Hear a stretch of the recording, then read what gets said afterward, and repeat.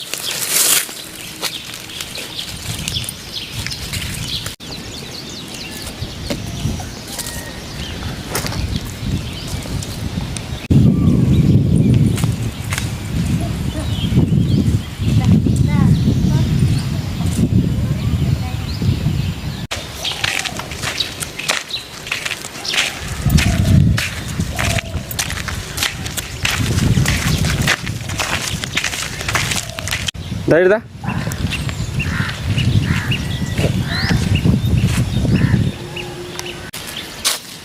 నేను ఇట్ట పెట్టుకొని మాట్లాడాలా?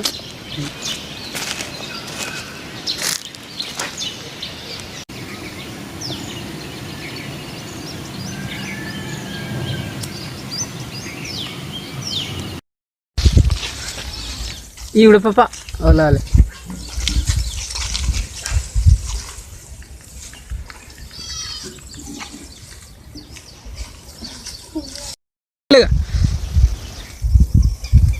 ఇటు చూడు నేర్పు ఇట్ని అటు అనమనా ఇటు నేర్పు.